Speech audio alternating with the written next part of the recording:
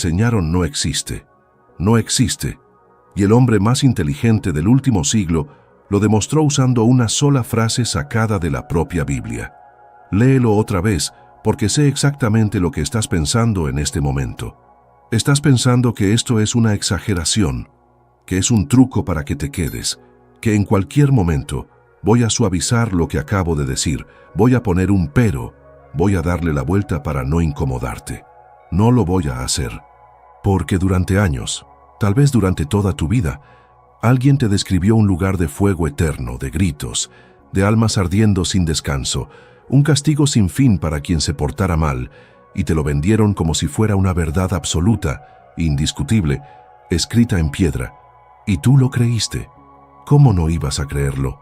Te lo dijeron de niño, cuando todavía no podías cuestionar nada. Pero ese infierno nunca estuvo en las palabras originales. Alguien lo puso ahí, y cuando entiendas quién y por qué, ya no vas a poder ver el tema de la misma manera nunca más. Hace casi 100 años, un hombre que cambió por completo nuestra forma de entender el universo, un hombre cuyo nombre se volvió sinónimo de genialidad pura, se sentó a pensar en algo que no tenía nada que ver con la física. Se puso a pensar en Dios, en el bien, en el mal, y en ese lugar oscuro que toda la humanidad aprendió a temer. Y lo que él concluyó es tan simple, tan brutalmente lógico, que cuando lo escuches por primera vez vas a sentir un escalofrío, no de miedo, de claridad, porque a veces la verdad no llega gritando, llega en silencio y te desarma. Yo crecí con ese miedo metido en el pecho, el miedo al castigo eterno, la idea de que un solo error, una sola mancha, podía condenarte para siempre. Dormía pensando en eso. ¿Y sabes qué es lo más perturbador de todo? Que ese miedo nunca me hizo mejor persona, solo me hizo más asustado. Y hoy entiendo que esa era exactamente la intención. Pero no nos adelantemos, porque quiero que llegues a esa conclusión por ti mismo, paso a paso, con la misma lógica fría y elegante que usó él. Quiero que veas lo que él vio. Imagina por un momento que todo lo que te dijeron sobre el infierno fuera no una mentira completa, sino una traducción equivocada, una distorsión, una palabra que se volvió otra cosa con el paso de los siglos, de boca en boca, de poder en poder. Imagina que el fuego nunca fue un fuego literal, que las llamas eran una metáfora que alguien decidió tomar de la forma más conveniente. ¿Conveniente para quién? Esa es la pregunta que deberías estarte haciendo ahora mismo. Porque el miedo, escúchame bien, el miedo siempre fue la herramienta más poderosa para controlar a un ser humano. Quien controla tu miedo, te controla a ti. Y no hay miedo más grande que el miedo a sufrir para siempre. Por eso este video probablemente incomode a mucha gente. Por eso hay temas de los que casi nadie quiere hablar en voz alta. No porque sean falsos, sino porque son demasiado verdaderos. Y la verdad, cuando toca algo tan profundo como tu fe, tu educación, las historias que te contaron tus padres y los padres de tus padres, duele. Duele porque te obliga a preguntarte qué más creíste sin cuestionar, qué más aceptaste solo porque te lo repitieron 1000 veces. Respira. No te estoy pidiendo que dejes de creer en nada. Al contrario, te estoy invitando a creer con los ojos abiertos, a entender de verdad lo que está escrito, en lugar de tragarte la versión masticada que alguien decidió darte, porque ese hombre, el genio del que te hablo, no era ateo, tampoco era un fanático religioso, era algo mucho más interesante, era alguien que se atrevía a pensar por su cuenta, y eso en cualquier época es lo más peligroso que existe. Un solo versículo. Eso fue todo lo que necesitó, un versículo que tú probablemente ya leíste alguna vez, sin darte cuenta de lo que tenías enfrente. Un versículo que está ahí, a la vista de todos, escondido en plena luz. Y cuando lo conectes con una idea tan elemental como la diferencia entre el calor y el frío, entre la luz y la oscuridad, tu manera de entender el bien, el mal y el castigo se va a partir en dos. Habrá un antes y habrá un después. Pero para llegar ahí, necesitas soltar algo primero. Necesitas soltar la imagen del fuego, la imagen del demonio con su tridente, la imagen del sufrimiento eterno que te pintaron desde pequeño. Olvídate de todo eso por los próximos minutos. Vacía la taza, porque lo que él descubrió no tiene nada que ver con llamas ni con torturas. Tiene que ver con una ausencia, y esa palabra, ausencia, lo cambia absolutamente todo. Quédate conmigo, porque en lo que viene te voy a contar quién era realmente este hombre, qué relación tenía con Dios, y por qué la ciencia y la fe, que siempre te dijeron que eran enemigas, en su mente eran exactamente la misma cosa. Lo que estás a punto de descubrir, muy pocos se atreven a decirlo en voz alta. Para entender lo que él vio, primero hay que entender quién era, y casi nadie lo entiende de verdad. Albert Einstein no era ateo. Repítelo en tu cabeza porque va en contra de todo lo que la gente asume. Cuando alguien dice que un científico tan brillante seguramente no creía en nada, se equivoca por completo. Él lo dijo con todas sus letras. Despreciaba el ateísmo militante, tanto como despreciaba el fanatismo religioso. Para él, las dos posturas eran formas de arrogancia. Dos maneras distintas de creer que un ser humano podía tener la última palabra sobre algo tan inmenso. Lo que él tenía era otra cosa. Algo más raro. Einstein hablaba de un Dios muy específico. El Dios del filósofo Baruch Spinoza. Y aquí es donde la historia se pone fascinante, porque el Dios de Spinoza no era ese señor de barba blanca sentado en un trono, vigilándote, anotando tus pecados en un libro para castigarte después. No. El Dios de Spinoza era el orden mismo del universo, la armonía de las leyes de la naturaleza, la inteligencia que se manifiesta en cada estrella, en cada átomo, en cada ley que mantiene todo en su lugar. Un Dios que no premia ni castiga, un Dios que simplemente es. ¿Notas la diferencia? Es enorme. Un Dios que castiga necesita un infierno. Un Dios que es orden y armonía, no lo necesita para nada. Y esa sola idea tan tranquila, tan elegante, ya empieza a desarmar todo el edificio del miedo que te construyeron en la cabeza desde niño.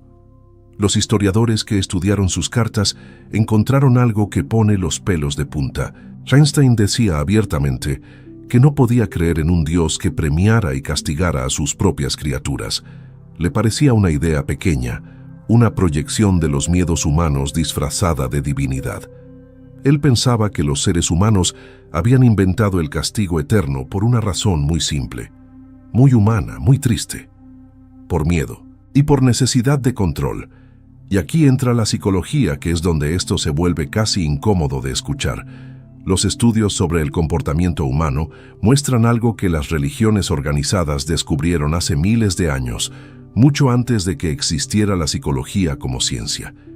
El miedo modifica la conducta más rápido que el amor, mucho más rápido. Una persona aterrada obedece. Una persona aterrada no pregunta.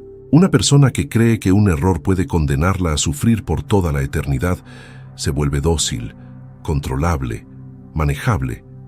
Y a lo largo de la historia hubo instituciones enteras que entendieron perfectamente ese mecanismo y lo usaron sin pudor. El infierno no nació solo como una creencia, nació también como un instrumento, una herramienta de poder tan eficiente que se mantuvo en pie durante casi 2000 años. Y déjame decirte algo rápido antes de seguir, porque esto que estamos tocando es delicado y poca gente lo aborda con honestidad. Si hasta este punto del video sientes que esto te está haciendo pensar de una forma distinta, regálame un segundo de tu tiempo. Dale like. Suscríbete al canal. No por mí, sino porque cada vez que un video como este crece, las plataformas se lo muestran a más personas que también necesitan escucharlo. Es así de simple. Ahora seguimos, porque hay un detalle que cambia toda la conversación. Te confieso una cosa. Cuando yo empecé a estudiar la vida de Einstein, esperaba encontrarme con un hombre frío, puramente racional, alguien que veía el universo como una máquina sin alma. Y me topé con todo lo contrario. Me topé con alguien profundamente espiritual, alguien que sentía una especie de reverencia, casi religiosa, frente al misterio de la existencia.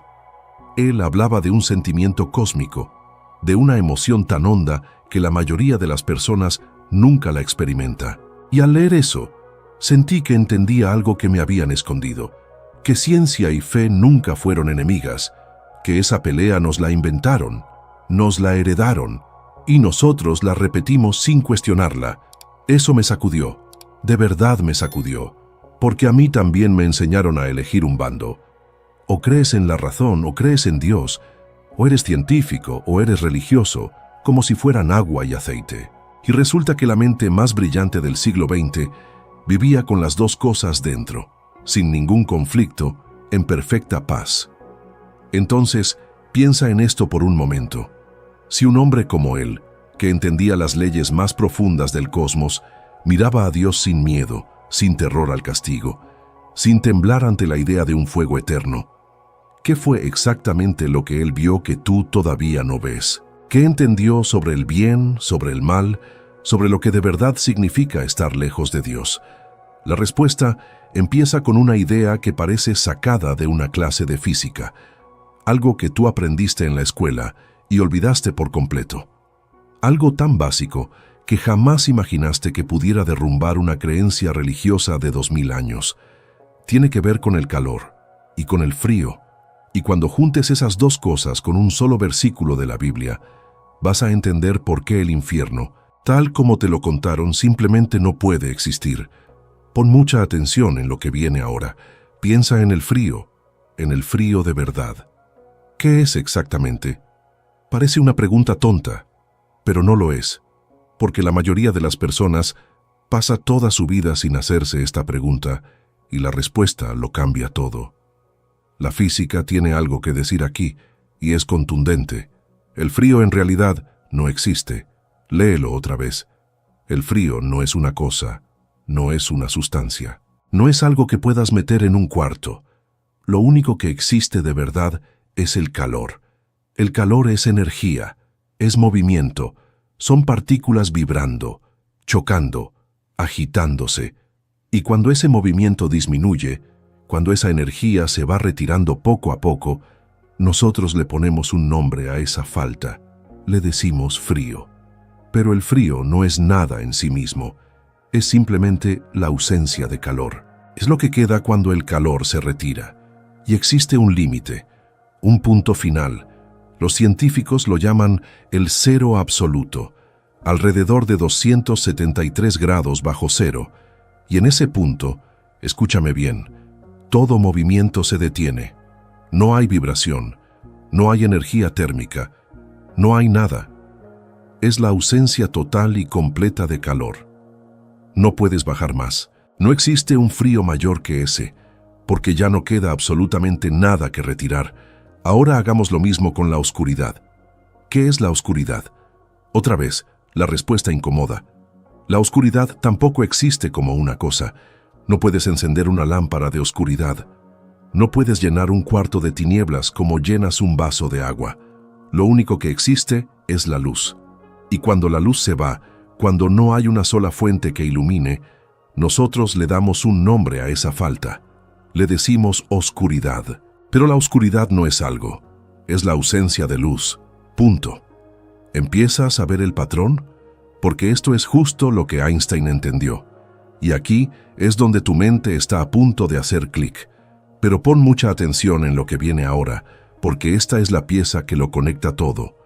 Si el frío es la ausencia de calor, si la oscuridad es la ausencia de luz, entonces, siguiendo esa misma lógica, fría, limpia, perfecta, sin emociones de por medio, ¿qué es el mal? ¿Qué es ese sufrimiento? Esa condena, ese supuesto infierno del que tanto te hablaron. La respuesta golpea como un rayo. El mal no es una cosa que Dios haya creado. El mal no es una sustancia. No es un lugar con llamas que alguien construyó para torturarte. El mal es una ausencia. Es lo que queda cuando algo se retira. Y ese algo tiene un nombre. Es la ausencia de Dios. Igual que el frío es la falta de calor. Igual que la oscuridad es la falta de luz. El infierno, según esta lógica, no es un sitio. Es un estado. Es la distancia. Es lo que sientes cuando te alejas por completo de la fuente, del orden, del amor, de eso que Spinoza llamaba la armonía del universo. Dios no creó el infierno. El infierno es simplemente lo que sucede cuando Dios no está. Y eso, querido amigo, no es una idea moderna inventada para sonar bonita. Es una lógica tan antigua y tan sólida que filósofos y teólogos la discutieron durante siglos. Solo que a ti no te la contaron. A ti te contaron el fuego, te contaron el tridente, te contaron los gritos, porque eso asusta más, y lo que asusta, controla. Déjame confesarte algo. La primera vez que entendí esto, me quedé paralizado, sentado, en silencio, mirando la pared, porque de repente todo encajó. Toda mi vida había imaginado el infierno como un horno gigante lleno de gente sufriendo, y de pronto entendí que estaba pensándolo al revés, que el verdadero infierno no es el exceso de algo, es la falta de algo, no es fuego de más, es luz de menos, no es calor que quema, es calor que se ausentó por completo. Y entonces me pregunté, con un nudo en la garganta, ¿cuántas veces yo ya había estado en ese frío sin darme cuenta? ¿Cuántas veces ya había vivido un pedacito de ese infierno aquí, en esta vida, en mis peores momentos, cuando me sentí completamente lejos de todo lo bueno? Solo, vacío, apagado. Eso me dejó pensando durante días, porque cambia por completo la pregunta. Ya no se trata de qué tan malo fuiste para merecer un castigo. Se trata de qué tan lejos te dejaste arrastrar de la luz. Y esa, créeme, es una pregunta mucho más honesta, mucho más humana y mucho más difícil de ignorar. Pero hay algo que todavía no te he dicho. Toda esta lógica, por más brillante que sea, no salió de la nada. No fue solo un razonamiento de física aplicada a la teología. Einstein no se inventó esta idea desde cero. La encontró, la reconoció, porque ya estaba escrita. Ya estaba ahí, en un versículo concreto de la Biblia, esperando a que alguien con la mente suficientemente abierta lo leyera de verdad, sin el filtro del miedo. Un versículo que tú probablemente ya leíste y que nunca entendiste así. En el próximo capítulo te lo voy a mostrar. Palabra por palabra. Llegamos al momento que te prometí desde el primer segundo. Así que respira hondo, porque pon muchísima atención en lo que viene ahora. El versículo, la pieza que sostiene absolutamente todo, está en el Nuevo Testamento, segunda carta a los Tesalonicenses, capítulo 1, versículo 9, y la mayoría de la gente lo ha leído sin detenerse jamás a pensar en lo que de verdad está diciendo, porque pasa rápido, porque suena a una frase más, porque el ojo entrenado en el miedo busca el fuego, busca el tormento, busca el castigo físico, y al no encontrarlo, sigue de largo. Pero la idea central de ese versículo es demoledora. Habla del destino final de quienes se apartaron, y no menciona llamas, no menciona hornos, no menciona demonios con tridentes pinchando cuerpos por toda la eternidad. Lo que describe es otra cosa. Habla de una perdición, sí, pero la define de una manera muy precisa. La define como estar lejos de la presencia del Señor, excluidos de su rostro, apartados de su gloria. Léelo de nuevo en tu cabeza, lejos de la presencia. Esa es la palabra clave. Presencia, no fuego, no tortura. Presencia. El castigo, según el propio texto, no es algo que te hacen. Es algo que te falta. Es una separación. Es una distancia. Es la ausencia total de la fuente. ¿Y de qué hablamos en el capítulo anterior? Del frío como ausencia de calor, de la oscuridad como ausencia de luz. Y ahora el texto sagrado, con sus propias palabras, define el infierno exactamente igual, como la ausencia de Dios, como estar fuera de su presencia. No es una metáfora que alguien le impuso al versículo desde afuera, es lo que el versículo dice por sí mismo si te atreves a leerlo sin el filtro del terror que te heredaron. Einstein no inventó nada, solo leyó bien. Tomó esa lógica fría y elegante de la física, la del calor y la luz, y la puso al lado de este versículo, y al juntarlos, vio lo que casi nadie quiere ver, que el fuego eterno, el azufre, el sufrimiento físico interminable, todo eso fue un agregado, una capa que se fue pintando encima del texto a lo largo de los siglos. por artistas, por predicadores, por instituciones que necesitaban una imagen lo suficientemente aterradora para mantener a la gente en línea. El infierno literal de las llamas es, en buena parte, una construcción humana. El infierno del texto original es una ausencia, y eso lo cambia todo, absolutamente todo. Ahora déjame parar aquí, porque quiero hablarte de tú a tú, sin profesor, sin datos, solo yo. Cuando entendí esto por completo, lloré. No me da vergüenza decirlo. Lloré como no lloraba en años, porque me di cuenta de algo que había cargado en silencio toda mi vida. Yo le tenía pavor a Dios, no respeto, no amor, pavor. Lo imaginaba esperándome con una lista de mis errores, listo para arrojarme a un horno si no me portaba perfecto. Y esa imagen me hizo daño, me hizo crecer asustado, me hizo rezar desde el miedo y no desde el corazón. Me hizo ver lo divino como una amenaza en lugar de un refugio. Y de pronto, gracias a un científico y a un versículo, todo eso se desplomó. Entendí que el infierno no era un castigo que alguien me iba a imponer desde afuera. Entendí que el infierno era simplemente lo que yo mismo construía cada vez que me alejaba de lo bueno, de lo cálido, de lo luminoso. Que no había un verdugo. Había una distancia. Y esa distancia la creaba yo, con mis propias decisiones, paso a paso, alejándome o acercándome de la luz. ¿Sabes lo liberador que es eso? ¿Sabes el peso que se te quita del pecho? Porque si el infierno es ausencia, entonces nunca es definitivo mientras estés vivo. Siempre puedes volver, siempre puedes acercarte de nuevo, siempre puedes encender una luz en medio de tu propia oscuridad. No estás condenado, estás, en todo caso, lejos, y la distancia se puede recorrer en cualquier dirección. Y aquí viene lo que más me cuesta decir en voz alta. Durante mucho tiempo me dio miedo siquiera cuestionar esto, porque cuestionar el infierno se siente como un pecado, como una traición, como si por preguntar ya estuvieras condenándote. Ese es el tabú más grande de todos. Te enseñan a temer tanto el castigo que ni siquiera te atreves a pensar si el castigo es real.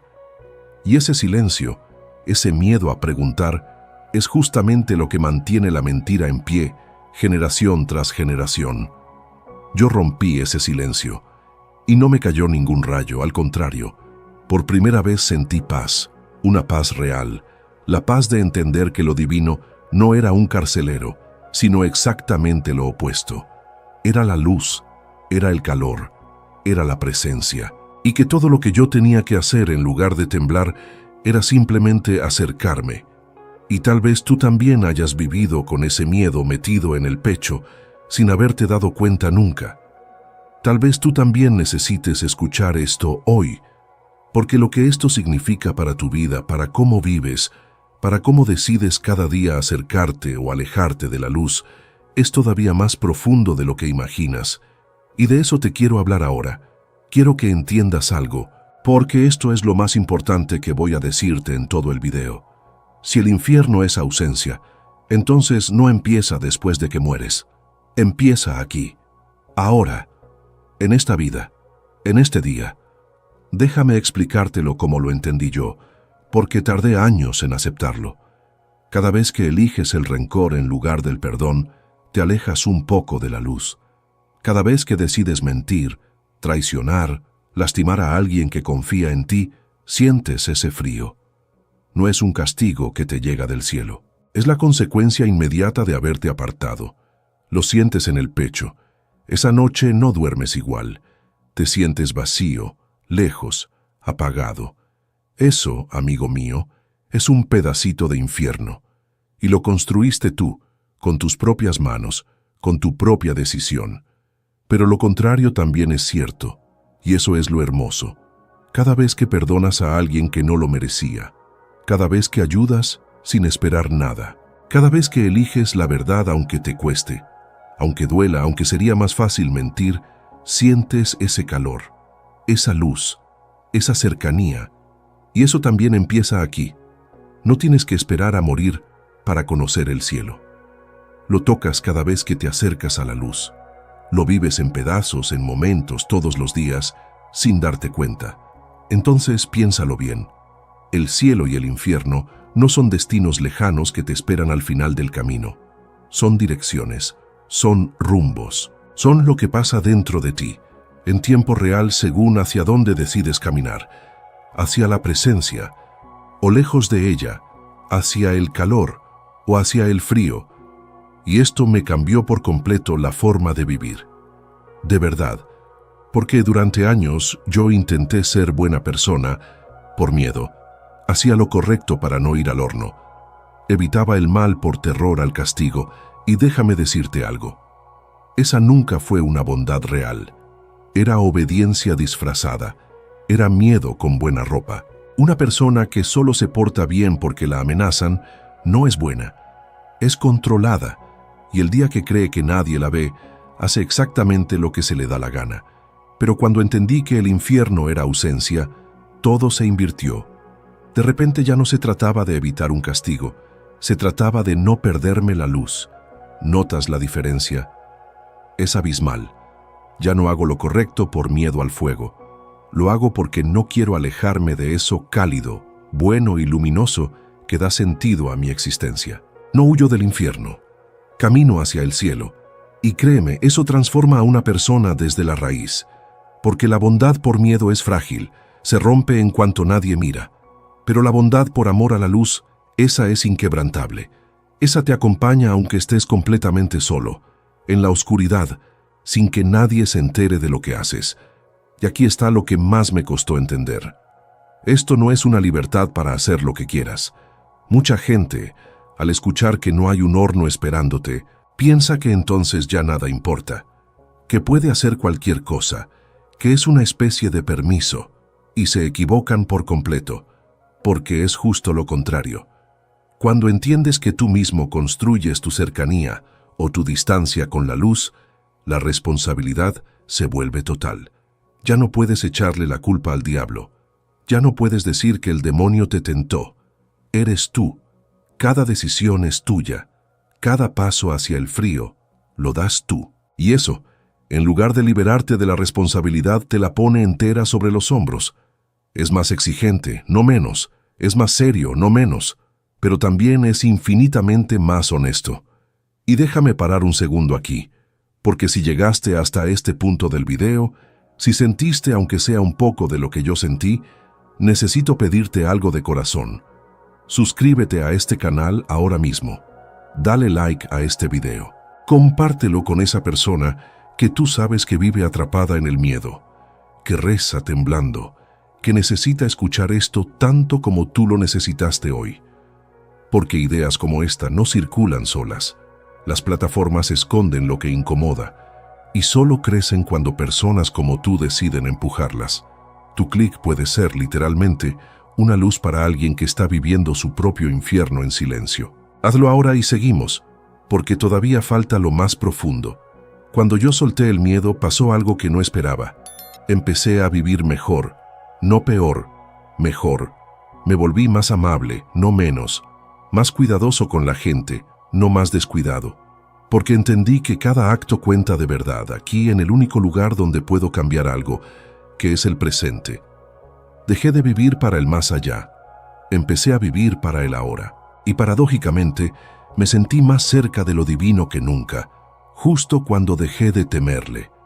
Esa es la gran ironía de todo esto. El miedo nunca me acercó a Dios. El miedo me alejó. Y soltarlo fue lo que finalmente me dejó volver. Así que quiero que pienses, con total honestidad, en algo antes de que terminemos. Esa imagen del infierno que cargaste toda tu vida. Ese horno, ese terror. ¿De dónde vino realmente? ¿Quién te lo puso ahí? ¿Y a quién le convenía que tú vivieras con tanto miedo? Porque la respuesta a esa pregunta lo cierra todo. Y de eso te quiero hablar al final. Volvamos al principio, a esa frase con la que empezó todo este viaje. El infierno que te enseñaron no existe. ¿Recuerdas lo que sentiste cuando la escuchaste por primera vez hace unos minutos? Tal vez rechazo, tal vez enojo, tal vez pensaste que era una provocación barata para que te quedaras. Y ahora, después de todo lo que recorrimos juntos, esa misma frase suena completamente distinta. Ya no es una provocación, es una verdad que entiendes, porque ahora sabes a qué infierno me refería. Al infierno del fuego, al infierno del horno y el azufre, al infierno del verdugo cósmico que te vigila para castigarte. Ese infierno, el que te pintaron con tanto detalle desde niño, ese es el que no existe, y los hechos lo respaldan. La lógica de la